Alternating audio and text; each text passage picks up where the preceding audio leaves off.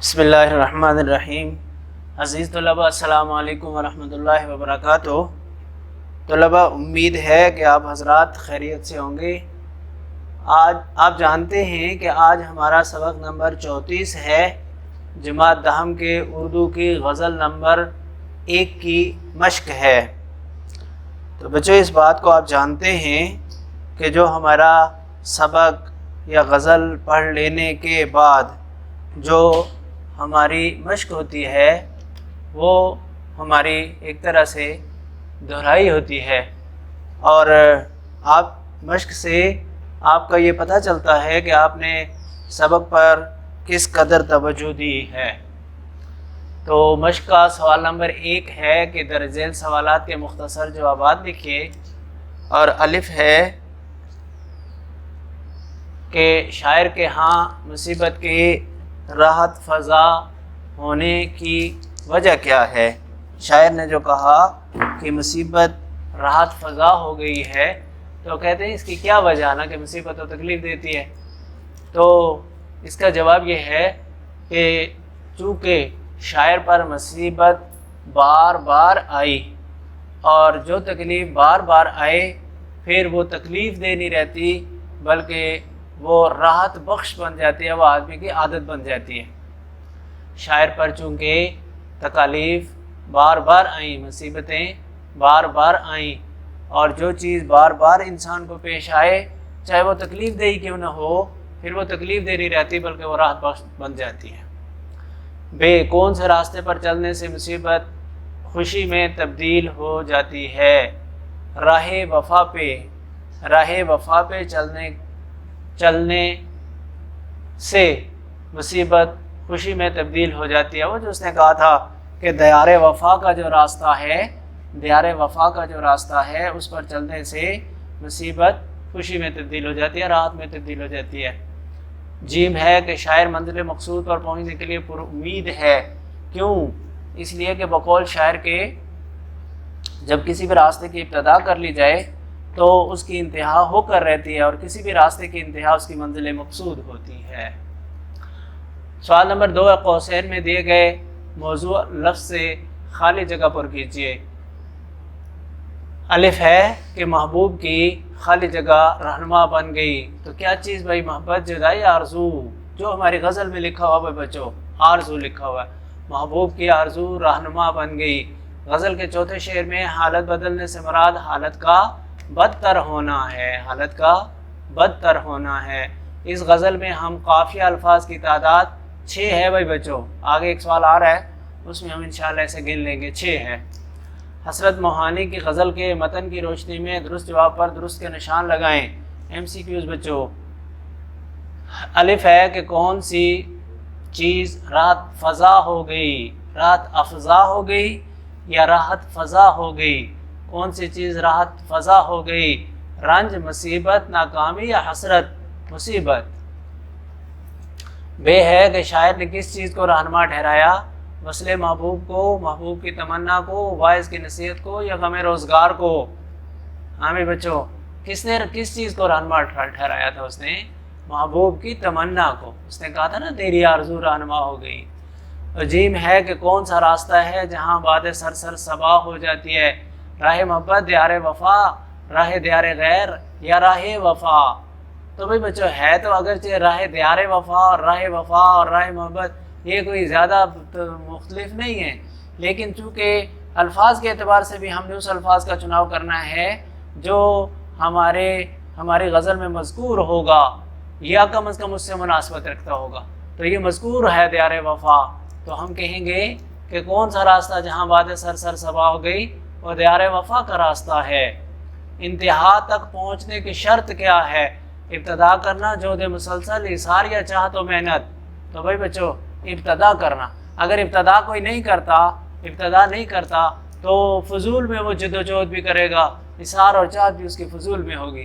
ابتدا کر کے کرے گا تو پھر یہ کام دیں گے۔ تو ابتدا کرنا۔ 4 ہے حسرت موہانی کے اس غزل کے قوافی اور ردیف الگ الگ کیجیے۔ تو بھائی بچوں، اس کے قوافی اور ردیف، اب آپ کو یہ بھی پتہ چل جائے گا کہ اس کے قوافی ہیں کتنے۔ تو بھائی بچوں، پہلا چونکہ آپ کو پتہ ہے یہ مطلع ہے، اور اس میں دونوں مصرے ہم قافیہ ہوتے ہیں، تو فضا 1، رہنما 2، صبا 3، خطا 4، اور کیا سے کیا والا کیا، اور ابتدا 6 ہو گئے، 6 ہو گئے نا بچوں؟ تو یہ 6 اس کے قوافی ہیں، اور ہو گئی ہے، ہو گئی ہے یہ اس کے ردیف ہیں، 6 قوافی اور ہو گئی ہے یہ اس کے ردیف۔ تو بھائی بچوں سوال یہ تھا کہ حسرت موہانی کی اس غزل کے قوافی اور ردیف الگ الگ کیجیے۔ ہو گئی ہے یہ ردیف ہے، اور وہ 6 صبا وغیرہ جو ہم نے گنے یہ اس کے قوافی ہیں۔ غزل کے تیسرے شعر اور مقطع کی تشریح کریں۔ بھائی بچوں ہم نے تیسرے شعر اور مقطع کی نہیں، سب کی تشریح کر دی ہے۔ درج ذیل الفاظ و تراکیب کے مفہوم واضح کیجیے۔ تو بھائی بچوں راحت فضا، راحت فضا، راحت فضا، سکون دینے والی چیز، سکون دینے والی چیز۔ سر سر، ایک باد صبا ہوتی ہے، ایک باد سر سر ہوتی ہے۔ باد صبا صرف صبح چلنے والی ہوا کو نہیں کہتے، بلکہ اس ہوا کو کہتے ہیں جو سکون والی ہوا ہو، نہ اتنی تیز ہو کہ وہ تکلیف دہ ہو، اور نہ اتنی آہستہ ہو کہ محسوس ہی نہ ہو، اور ہو بھی ٹھنڈی ٹھنڈی اور سکون دینے والی، تو اس کو کہتے ہیں یہ باد صبا ہے، باد صبا۔ اور جو اس کے برعکس ہوتی ہے کہ بہت تیز چلنے والی، مٹی والی اور گرد و غبار والی، وہ سر سر ہوتی ہے، آندھی اس کو کہتے ہیں، سر سر آندھی۔ اور درماندہ، انتظار کرنے والا، درماندہ انتظار کرنے والا۔ بھائی بچوں کسی دربار میں جا کر، کوئی کسی بادشاہ کے دربار میں، کسی بڑے کے دربار میں جو سخاوت بھی کرتا ہو اور جس سے اس کو امید بھی ہو، تو انتظار میں جو بیٹھا ہوا ہو اسے کہتے ہیں یہ آدمی درماندہ ہے۔ بارگاہ عطا، بارگاہ عطا، عطیوں والا دربار، جہاں سے کوئی چیز ملتی ہے، جہاں سے کوئی چیز ملتی ہے اسے کہتے ہیں بارگاہ عطا۔ انتہا، آخر، اول کو ابتدا کہتے ہیں اور آخر کو انتہا کہتے ہیں۔ سوال نمبر 7 ہے کہ اس غزل کا جو شعر آپ کو سب سے زیادہ پسند ہو اسے اپنی کاپی پر خوش خط لکھیں اور پسندیدگی کی وجہ بھی تحریر کیجیے۔ یہ تو بھائی بچوں آپ کا کام ہے کہ آپ کو کون سا شعر پسند آیا اور کیوں، آپ نے لکھنا بھی ہے اور وجہ بھی بتانی ہے۔ اور سوال نمبر 8 ہے کہ اس غزل کا مطلع اور مقطع کاپیوں میں خوش خط کر کے لکھیں۔ تو بھائی بچوں اس غزل کا پہلا شعر مطلع ہے اور آخری شعر مقطع ہے۔ آپ کو اس بات کا پتہ ہونا چاہیے، آگے بلکہ مشق کے بعد یہ آ بھی رہا ہے، لیکن اس سے پہلے پھر ایک دفعہ میں آپ کو بتا دیتا ہوں کہ مطلع اس پہلے شعر کو کہتے ہیں، غزل کا، مرثیے کا، کسی بھی چیز کا وہ پہلا شعر ہوتا ہے جس کے دونوں مصرے ہم قافیہ اور ہم ردیف ہوں، ہم قافیہ اور ہم ردیف ہوں۔ اور بچوں یہ بات ذہن میں رکھ لو کہ ردیف کا ہونا نظم یا غزل میں ضروری نہیں ہے، کبھی ہوتا ہے کبھی نہیں ہوتا، لیکن قافیہ کا ہونا ضروری ہے۔ تو ہم قافیہ وہ ہر حال میں ہوں گے، ردیف اگر ہے تو ہم ردیف بھی ہوں گے، نہیں ہے تو پھر وہ ایک الگ بات ہے۔ تو اب ہم دیکھتے ہیں کہ ہمارا جو پہلا شعر ہے، مصیبت بھی راحت فضا ہو گئی ہے، تیری آرزو رہنما ہو گئی ہے، اس کے دونوں مصرے دیکھو، ان میں یہ قافیہ بھی ان کا ایک ہے، ایک فضا ہے اور ایک رہنما ہے، اور ان کا ردیف ہو گئی ہے، ہو گئی ہے۔ تو پھر اس شعر کو ہم کیا کہیں گے کہ یہ شعر اس غزل کا مطلع ہے۔ اور آخری شعر مقطع ہوتا ہے، لیکن کب؟ جب اس میں شاعر اپنا تخلص بھی ذکر کرے۔ اگر تخلص نہ ذکر کرے تو وہ محض آخری شعر ہوگا، اگر تخلص ذکر کر دے تو پھر وہ مقطع کہلاتا ہے۔ تو یہ شعر مقطع بھی ہے۔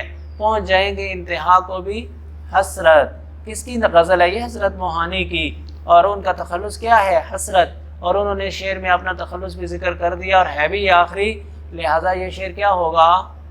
مقطع ہوگا۔ تو بچوں آپ کی مشق کے بعد آپ کو مطلع اور مقطع کے بارے میں بتایا بھی جا رہا ہے۔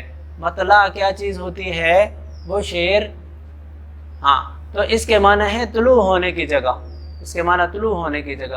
اصطلاح میں کسی غزل یا قصیدے کے پہلے شعر کو مطلع کہتے ہیں، بشرطے کہ اس کے دونوں مصرے ہم قافیہ یا ہم قافیہ و ہم ردیف ہوں۔ صرف ہم قافیہ بھی ہو سکتے ہیں اور ہم قافیہ اور ہم ردیف بھی ہو سکتے ہیں، کیونکہ میں نے آپ کو بتایا نا کہ ردیف کا ہونا چونکہ ضروری نہیں، تو اس لیے جب ردیف نہیں ہے تو پھر صرف ہم قافیہ ہوں گے، اور جب ردیف ہے تو پھر ہم قافیہ بھی ہوں گے اور ہم ردیف بھی ہوں گے، جیسے اس غزل میں ہم نے دیکھ لیا۔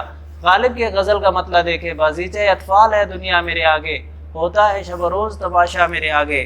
وہ کیا کہتے ہیں؟ کیا کہہ رہے ہیں کہ یہ دنیا یہ دنیا یہ تو بچوں کا کھیل ہے۔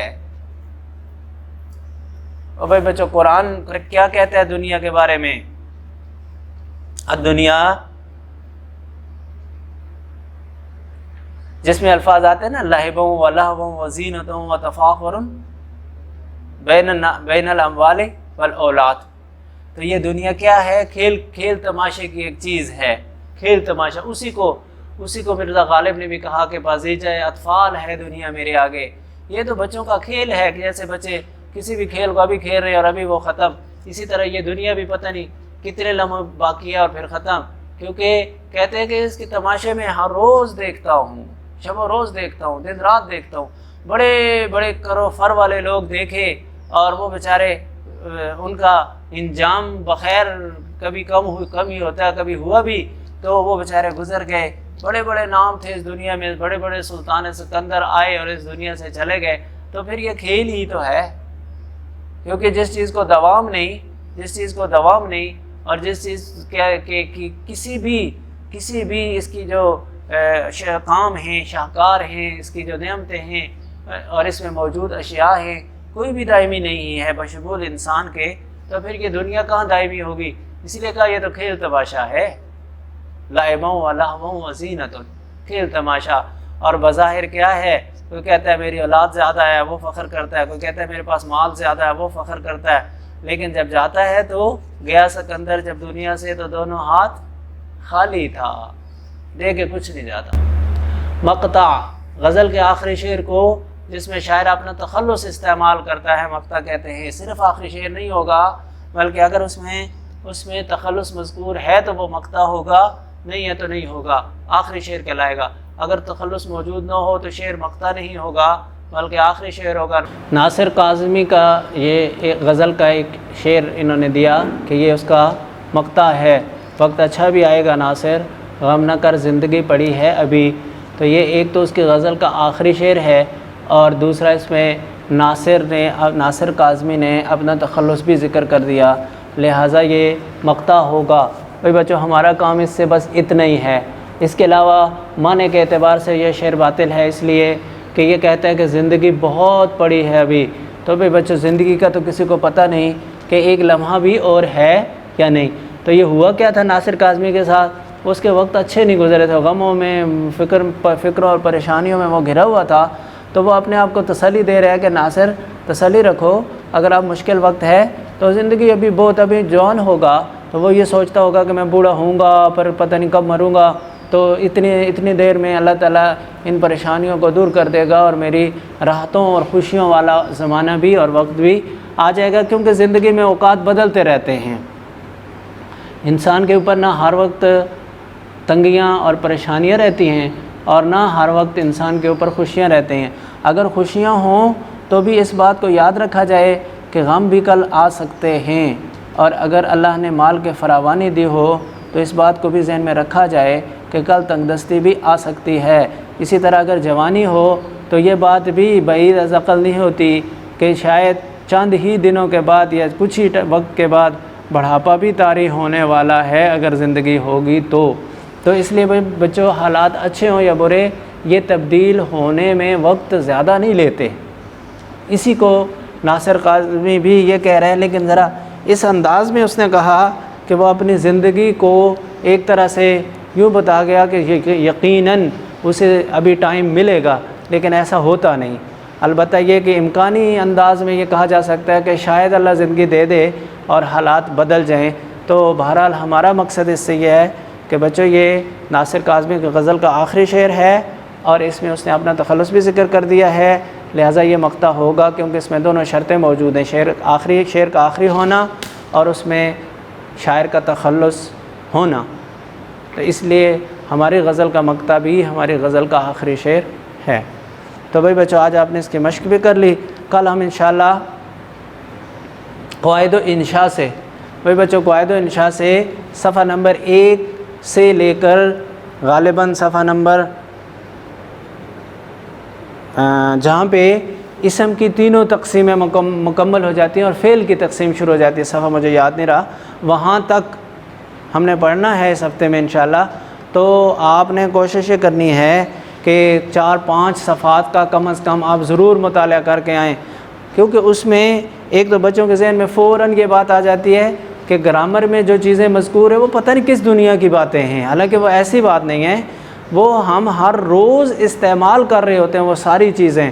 صرف کیا ہوتا ہے، ہمیں پتہ نہیں ہوتا کہ یہ اسم ہے، فعل ہے، حرف ہے، اسم کی کون سی قسم ہے جو ہم استعمال کر رہے ہیں، ورنہ ذرا اس کو اس انداز سے آپ نے اس کا مطالعہ کرنا ہے کہ یہ جو فاعل ہم کہہ رہے ہیں، مفعول کہہ رہے ہیں، مبتدا کہہ رہے ہیں، خبر کہہ رہے ہیں، یہ سارا کچھ ہم ہر روز اپنی کلام میں استعمال کر رہے ہوتے ہیں۔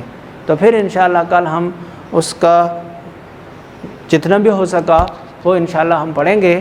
تو بچوں مجھے امید ہے کہ آپ اپنا ہوم ورک ضرور کر کے اگلی جو ویڈیو آپ کے پاس آئے اس کے لیے آپ تیار ہوں گے۔ اللہ آپ کا حامی و ناصر ہو۔ والسلام علیکم ورحمۃ اللہ وبرکاتہ۔